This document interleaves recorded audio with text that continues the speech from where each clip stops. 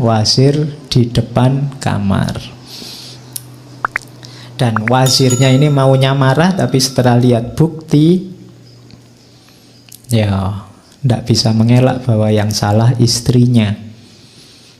Terus berkembanglah isu, berkembanglah gosip kemana-mana bahwa istrinya wazir ini sungguh tidak tahu malu karena cinta sama budaknya sendiri, itu pun ditolak. Itu kan malunya luar biasa. Ya. Nah, terus karena itu Zulaikha untuk menghilangkan rasa malu, lo dianggapnya aku ini rendah, ayo sekarang semua tak tes. Akhirnya diundanglah perempuan-perempuan bangsawan ke rumahnya. Itu kan diceritakan oleh Al-Quran itu, falamma sami'at bimakrihina arsalat ilaihina. Saat tahu makar, tipu daya, gosip yang berkembang dari perempuan-perempuan di kota tentang dirinya, arsalat ilaihina, diundanglah perempuan-perempuan itu, wa a'tadat lahunna muttaka'an, disediakan perjamuan, wa atat kulla wahidati minhunna sikinan, setiap perempuan dikasih pisau. Waqalat, kemudian berkata pada Yusuf, ukhruj, waqalat ikhruj alaihin. Nah sekarang mereka sudah siap-siap makan, pegang pisau. Yusuf, sekarang kamu keluar, lewat di depan mereka. Falamma ra'ainahu akbarnahu wa qatta'na aydiyahunna. Begitu lihat Nabi Yusuf lewat, semua langsung wow, melongo, ndak sadar, sampai ngiris tangannya sendiri. Jadi kalau sampai ngiris tangan tidak sadar itu kan luar biasa. Biasanya kalau kamu nggak sadar disenggol, diiris baru sadar. Ini kebalikannya. Saking tidak sadarnya ngiris tangannya tidak terasa. Jadi falamma ra'ainahu akbarnahu, takbir. Takbirnya bukan untuk tawuran, untuk nyerbu, tapi untuk wah. Jadi kalau lihat orang ganteng kamu bisa Allahu Akbar gitu. Loh iya kan, contohnya kan, jadi kalau ini kan ada ayatnya. Loh kok lihat orang ganteng Allahu Akbar, ada ayatnya. Surat Yusuf ayat 31, falamma ra'ainahu akbarnahu. Terus mereka waqulna, dan mereka berkata, hasya lillahi ma hadza basyara in hadza illa malakun karim. Jadi demi Allah, ini bukan manusia orang yang gantengnya kayak gini. Ini pasti malaikat yang mulia. Itu. Jadi mungkin inilah ganteng yang tak terbayang, karena pokoknya saking gantengnya jadi orang sampai wow, tidak membayangkan hari ini seperti apa. Ini untuk membungkam mulutnya perempuan-perempuan Mesir saat itu. Lah kok aku digosipkan, katanya Zulaikha, coba kalian sendiri lihatlah kayak gini loh Yusuf. Apa ndak kelepek-kelepek kalian lihat kayak gini. Jadi sehingga terus rame orang sana, oh ya pantas jatuh cinta, makhluknya seindah ini. Itulah Yusuf. Dan cintanya terus berkembang. Ini yang membuat Zulaikha tambah lama tambah susah. Yaitu kalimat-kalimat ratapannya panjang. Engkau adalah mata dan cahaya keindahan, hati dari yang sengsara. Cinta padamu telah menyalakan api dalam hatiku yang sepenuhnya memakanku, dan engkau tak pernah memadamkan apinya dengan air persatuan. Engkau telah merobek hatiku dengan pedang kejam, namun tampaknya engkau sendiri seperti sama sekali tak peduli oleh kekejamanmu sendiri. Setiap saat engkau membawa kesedihan baru kepadaku. Oh, betapa aku berhasrat dengan nama langit agar ibuku tak pernah melahirkanku. Atau setelah lahir kiranya saja susu yang aku teguk diberi racun oleh pengasuhku. Ya gitu, saking sumpeknya. Ya, Zulaikha. Oke.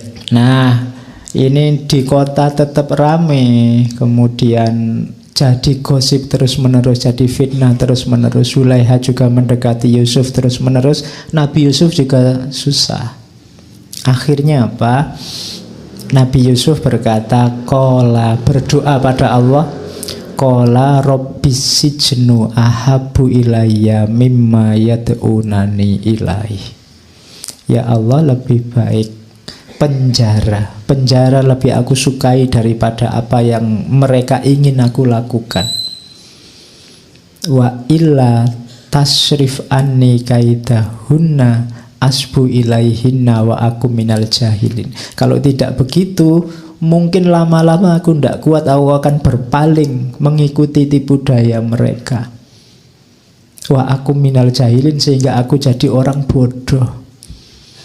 Karena digoda terus-menerus itu kan ya cobaan luar biasa loh itu. Perempuan-perempuan cantik semuanya menginginkan Yusuf. Makanya Nabi Yusuf berdoa, Rabbis sijnu ahabu ilayya mimma yad'unani ilaih. Mending aku di penjara sajalah.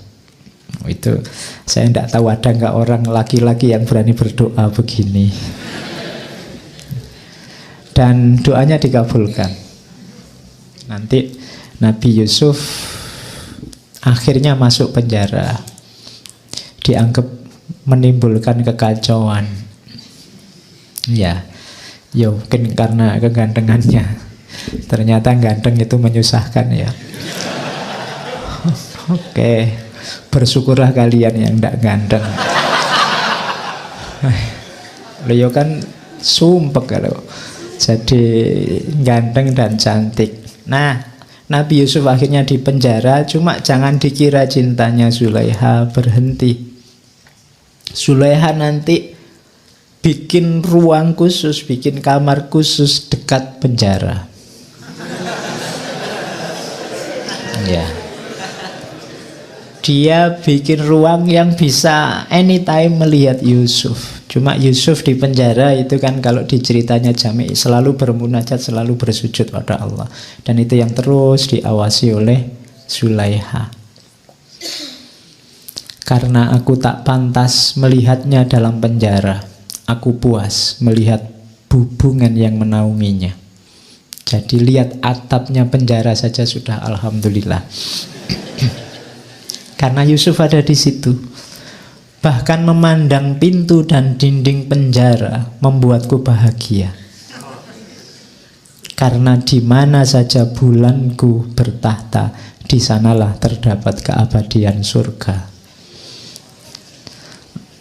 Betapa dia cemburu sama atap. Betapa betapa diberkati atap itu yang melayaninya sebagai naungan dari matahari dunia. Betapa aku merasa iri atas tembok yang beruntung di mana ia bersandar, dan lantai yang mampu mencium kaki makhluk yang demikian menawan itu. Wahai, sekiranya saja pedang cintanya mau menetakku menjadi sekecil anai, lalu aku dapat terbang melalui jendelanya dan menari dalam cahayanya yang bersinar. Oh, ini jadi dia sudah bikin kamar dekat penjara pun masih gelisah. Dia belum bisa bertemu dengan Yusuf, kekasihnya. Ini sebenarnya isyarat-isyarat dari Jami' orang yang jatuh cinta sama Allah. Segala yang berhubungan dari Allah, yang ada, yang berkaitan dari Allah pun dia cintai, dia sukai. Jadi itu yang diisyaratkan oleh Jami'. Jadi orang yang cinta sama Allah itu tidak akan bisa benci sama apapun yang lain. Kenapa? Segala yang lain itu kan makhluk ciptaannya Allah. Kalau kamu ngaku mencintai Allah tapi masih bisa membenci apapun yang lain, padahal apapun yang lain itu masih ada hubungannya sama Allah, itu berarti masih belum cinta beneran. Jadi itu yang diisyaratkan lewat Zulaiha. Terus itu juga ada kalimat yang menunjukkan bahwa Ini sebenarnya waktu Zulaikha yang tiap hari merata merenung tentang Yusuf, diajak ngobrol sama pelayannya ndak nyambung. Katanya Zulaikha, aku tak pernah sadar akan diriku, maka janganlah mengharapkan aku untuk menyadarimu semua. Apabila kalian hendak berkata padaku, ingatlah untuk menggoyang tubuhku dulu. Dengan demikian aku akan kembali menjadi diriku sendiri dan mendengarkanmu. Hatiku dipenuhi dengan terpidana yang aku cintai. Itulah sebabnya segala kesadaranku tiada. Bagaimana mungkin pikiran yang dipenuhi keindahan seperti itu dapat menyadari apapun lainnya. Jadi kalau sudah jatuh cinta, diri akan lenyap. Siapapun yang sedang cinta sama Allah, dia akan, yang ada dalam dirinya hanya Allah saja, sebagaimana Zulaikha yang ada dalam dirinya hanya Yusuf saja. Makanya banyak sufi dalam ekstasenya, puncaknya, secara tidak sadar bilang Anallah. Itu yang nanti disebut syatohat. Itu diucapkan ketika dia lenyap dirinya, tidak ada dirinya. Yang ada dalam dirinya hanya Allah saja. Sama kayak kalian waktu jatuh cinta dengan siapa, itu yang ada dalam dirimu kan yang kamu cintai saja. Waktu lihat minuman, yang ada di pikiranmu, kalau pacarku sukanya teh yang tanpa gula, itu kan pacarmu. Kamu jalan-jalan di mall, lihat toko baju, mesti kalau kekasihku sukanya baju yang semacam ini. Kalau yang ada di pikiranmu hanya dia, itu menunjukkan lenyapnya diri. Yang ada diri yang dicintai. Jadi penjelasan sederhananya begitu. Jamek pakai analogi dari Zulaikha yang merasa tidak sadar. Jadi kalau mau ngajak ngobrol Zulaikha, ditepuk dulu, sadar. Nah, baru bisa diajak ngomong. Kalau tidak begitu, yang ada di pikirannya hanya Yusuf. Oke. Terus, jadi itu unsur selanjutnya, penyucian diri. Secara tidak sadar dengan cintanya, nanti Zulaikha sebenarnya sedang membersihkan dirinya dari segala hal yang duniawi, bahkan dari egonya sendiri. Ini kan latihan yang luar biasa. Banyak orang susah untuk menaklukkan egonya. Maka jalannya apa? Cinta. Makanya tadi sufi tadi ketika didatangi anak muda disuruh pergilah jatuh cintalah dulu. Latihan apa sih paling utama dari cinta itu? Menaklukkan ego. Orang yang cinta itu pasti tidak egois, tidak berpikir tentang dirinya, yang difikirkan yang dicintai. Maka dalam cinta ada namanya penyucian diri. Kamu tersucikan lewat cinta. Kenapa? Egomu kamu kalahkan sekarang. Itu latihannya yang penting di situ. Katanya Jamek, pecinta yang sesungguhnya tak dapat lagi menyadari bau atau warna dirinya sendiri.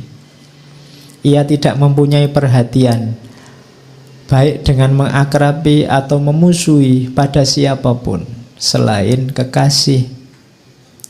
Hatinya tidak terpaut pada tahta atau mahkota. Semua keserakahan dan hawa nafsu telah membenahi kopernya dan meninggalkan jalannya. Apabila ia bicara, itu adalah kepada sang kekasih. Apabila ia mencari, maka ia hanya mencari kekasih.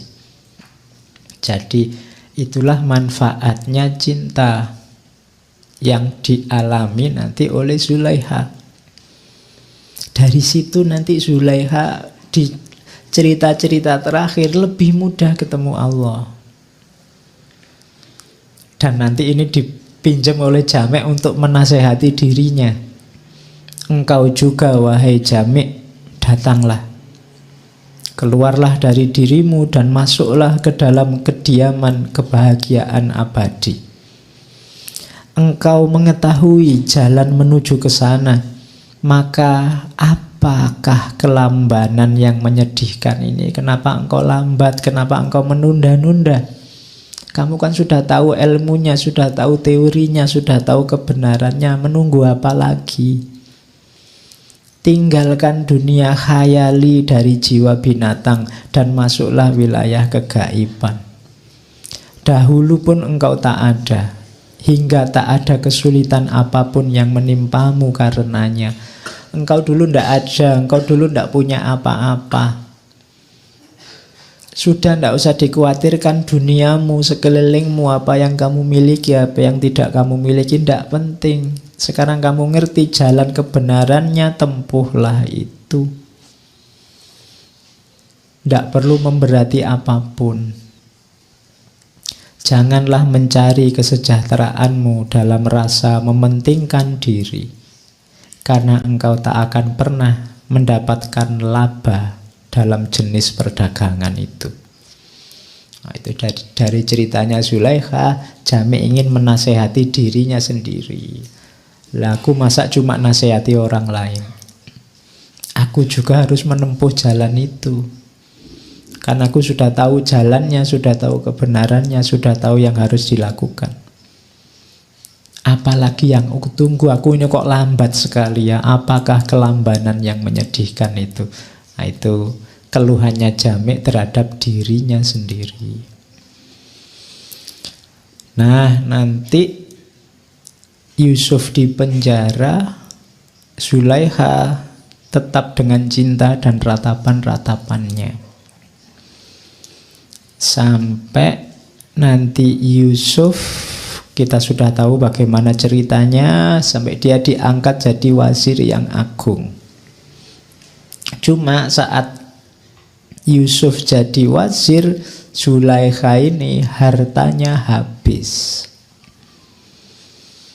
Jadi dia sudah tidak lagi jadi istrinya wazir. Sisa kekayaannya dipakai untuk mengejar dan mencari biar bisa dekat sama Yusuf.